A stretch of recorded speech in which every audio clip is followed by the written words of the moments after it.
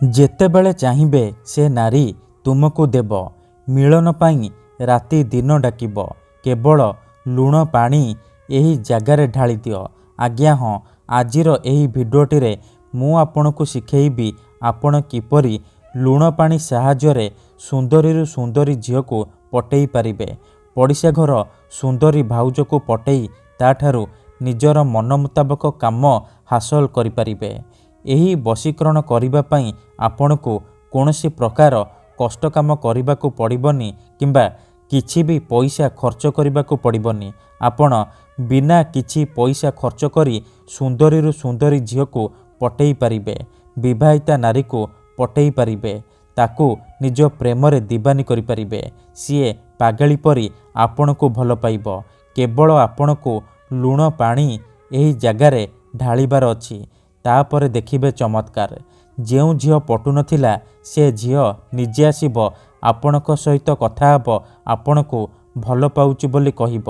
ଯେଉଁ ବିବାହିତା ନାରୀକୁ ଆପଣ ଦିନରାତି ଭାବୁଛନ୍ତି, ତାର ସୁନ୍ଦରତାକୁ ଦେଖି ତା ଆଡ଼କୁ ଆକର୍ଷିତ ହେଉଛନ୍ତି, ସେ ନାରୀ ରାତି ଦିନ ଘରକୁ ଡାକିବ, ଯାହା ଚାହିଁବେ ତାହା କରିବ।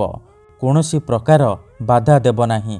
ନମସ୍କାର ଫ୍ରେଣ୍ଡସ୍, ଓଡ଼ିଆ ଫଣ୍ଡା ଚ୍ୟାନେଲକୁ ଆପଣମାନଙ୍କୁ ସ୍ୱାଗତ। ଯଦି ଆପଣ ନିଜ ପସନ୍ଦର ଝିଅକୁ ପଟେଇବାକୁ ଚାହୁଁଛନ୍ତି, ବିବାହିତା ନାରୀକୁ ପଟେଇବାକୁ ଚାହୁଁଛନ୍ତି, ତେବେ ଆଜିର ଏହି ଭିଡ଼ିଓଟିକୁ ପୁରା ଧ୍ୟାନ ସହିତ ଶେଷ ପର୍ଯ୍ୟନ୍ତ ଦେଖିବେ।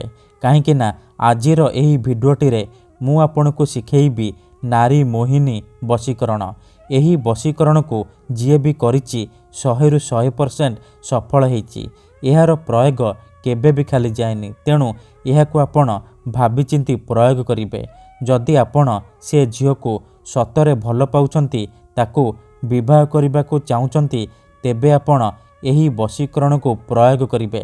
ଅନ୍ୟଥା ମନରେ କୌଣସି ଖରାପ ଉଦ୍ଦେଶ୍ୟ କିମ୍ବା କୌଣସି ଖରାପ କାମ ପାଇଁ ଆପଣ ଏହି ବଶୀକରଣକୁ ପ୍ରୟୋଗ କରିବେନି।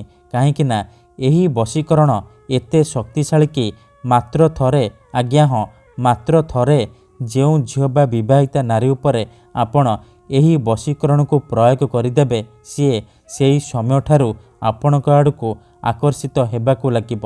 ଆପଣଙ୍କର ଗୁଲାମୀ କରିବ। ଆପଣ ତାକୁ ଯାହା କହିବେ, ଯେମିତି କହିବେ ସିଏ କରିବ। କୌଣସି ପ୍ରକାର ବାଧା ଦେବ ନାହିଁ। ଏହି ବଶୀକରଣ ସାହାଯ୍ୟରେ ଆପଣ ଶାଶୁ, ନଣନ୍ଦ, ଦିଅର, ଭାଉଜ କାହାକୁ ବି ନିଜ ବଶରେ କରିପାରିବେ। ତାଠାରୁ ନିଜର ମନ ମୁତାବକ କାମ ହାସଲ କରିପାରିବେ। ପଡ଼ିଶା ଘର ସୁନ୍ଦରୀ ଭାଉଜକୁ ମଧ୍ୟ ପଟେଇ ପାରିବେ। କେବଳ ଆପଣଙ୍କୁ କ'ଣ କରିବାର ଅଛି, ଗୋଟିଏ ଗ୍ଲାସ୍ ଲୁଣ ପାଣି ଏହି ଜାଗାରେ ଢାଳିବାର ଅଛି। ତାପରେ ଦେଖିବେ ଚମତ୍କାର। ହଁ ଫ୍ରେଣ୍ଡସ୍, ଯଦି ଆପଣ କେଉଁ ଝିଅକୁ ମନେ ମନେ ଭଲ ପାଉଛନ୍ତି, କିନ୍ତୁ ଯେତେ ଚେଷ୍ଟା କଲେ ମଧ୍ୟ ତାକୁ ପଟେଇ ପାରୁନାହାନ୍ତି, ତାକୁ ନିଜର ମନ କଥା କହିବାକୁ ଡରୁଛନ୍ତି, ଆଉ ଆପଣ ଚାହୁଁଛନ୍ତି କି ସେ ଝିଅ ନିଜେ ଆସି ଆପଣଙ୍କୁ ଭଲ ପାଉଛି ବୋଲି କହୁ, ତେବେ ଗୋଟିଏ ଗ୍ଲାସ୍ ଲୁଣ ପାଣି ଏହି ଜାଗାରେ ଢାଳିକି ଦେଖନ୍ତୁ। ଗ୍ୟାରେଣ୍ଟି ଦେଉଛି ସେ ଝିଅ ନିଜେ ଆସିବ, ଆପଣଙ୍କ ସହିତ କଥା ହେବ, ଆପଣଙ୍କୁ ଭଲ ପାଉଛି ବୋଲି କହିବ। ଆପଣଙ୍କ ପ୍ରେମରେ ଏମିତି ଦିବାନୀ ହେଇଯିବ କି ପାଗଳି ପରି ଆପଣଙ୍କୁ ଭଲ ପାଇବାକୁ ଲାଗିବ। ତେବେ ଏହି ବଶୀକରଣ କରିବା ସବୁଠାରୁ ସହଜ। ଏହାକୁ ଆପଣ କିପରି କରିବେ, କେମିତି କରିବେ, ଏହାର ପ୍ରୟୋଗ ବିଧି କ'ଣ, ମୁଁ ଆପଣଙ୍କୁ ଶିଖେଇବି। ସମ୍ପୂର୍ଣ୍ଣ ପ୍ରୟୋଗ ବିଧି ଠିକ୍ ଭାବରେ ଶିଖେଇବି। ଜାଣିବା ପାଇଁ ଭିଡ଼ିଓଟିକୁ ମୂଳରୁ ଶେଷ ପର୍ଯ୍ୟନ୍ତ ପୁରା ଧ୍ୟାନ ସହିତ ଦେଖିବେ। ବିଧିଟି ଜାଣିବା ପୂର୍ବରୁ ଯଦି ଆପଣ ଆମ ଚ୍ୟାନେଲକୁ ନୂଆ ଆସିଛନ୍ତି, ତେବେ ଦୟାକରି ଚ୍ୟାନେଲକୁ ସବସ୍କ୍ରାଇବ୍ କରି ପାଖରେ ଥିବା ବେଲ୍ ଆଇକନ୍କୁ ମଧ୍ୟ ଦବାଇ ଦିଅନ୍ତୁ। ଯାହାଦ୍ୱାରା ଆମେ ଯେଉଁ ବି ଭିଡ଼ିଓ ଅପଲୋଡ଼ କରିବୁ, ସର୍ବପ୍ରଥମେ ଆପଣ ଦେଖିପାରିବେ ଆଉ ତାର ଲାଭ ପାଇପାରିବେ। ମନେ ରଖନ୍ତୁ, ଏହି ବଶୀକରଣ ବିଧିକୁ ଆପଣ କେବଳ ଶୁକ୍ରବାର ଦିନ କରିବେ। ରାତିରେ ଶୋଇବା ପୂର୍ବରୁ କରିବେ। ବିଧିଟି କରିବା ପୂର୍ବରୁ ଭଲ ଭାବରେ ହାତ, ଗୋଡ଼, ମୁହଁ ଧୋଇକି ସଫା ବସ୍ତ୍ର ପିନ୍ଧିକି ଆପଣ ଏହି ବଶୀକରଣ ବିଧିକୁ ଆରମ୍ଭ କରିବେ। ପ୍ରଥମେ ଆପଣ କ'ଣ କରିବେ, ଗୋଟିଏ ଗ୍ଲାସ୍ ପାଣି ଆଉ ଅଳ୍ପ ଟିକେ ଲୁଣ ଆଣିବେ। ତାପରେ ନିଜର ଶୋଇବା ଘରେ କିମ୍ବା କୌଣସି ଏକ ଜାଗାରେ ନାଲି ରଙ୍ଗର ଆସନ ପକେଇକି ବସି ପଡ଼ିବେ। ତାପରେ ପାଣି ଗ୍ଲାସ୍କୁ ନିଜର ସାମ୍ନାରେ ରଖିବେ। ଆଉ ଯେଉଁ ଲୁଣ ଆଣିଛନ୍ତି, ସେ ଲୁଣରୁ ଅଳ୍ପ ଟିକେ ଲୁଣ ହାତରେ ଧରିବେ। ଡାହାଣ ହାତରେ ଧରିବେ। ତାପରେ ଆଖି ବନ୍ଦ କରିକି ସେଇ ଝିଅ ବା ନାରୀକୁ ମନେ ମନେ ଭାବିବେ। ତାର ମୁହଁକୁ ନିଜ ମନରେ ଭାବିବେ।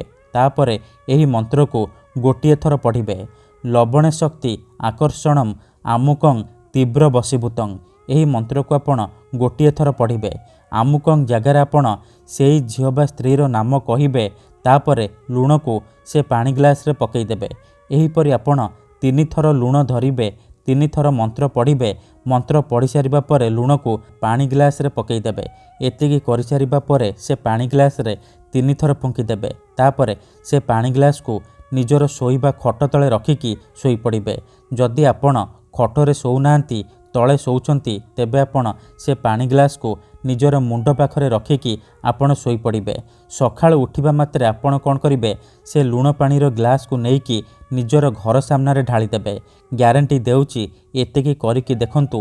ଯେଉଁ ଝିଅ ବା ନାରୀ ପାଇଁ ଆପଣ ଏହି ଉପାୟ କରିଥିବେ, ସିଏ ପାଗଳି ପରି ଆପଣଙ୍କୁ ଭଲ ପାଇବାକୁ ଲାଗିବ। ଧନ୍ୟବାଦ।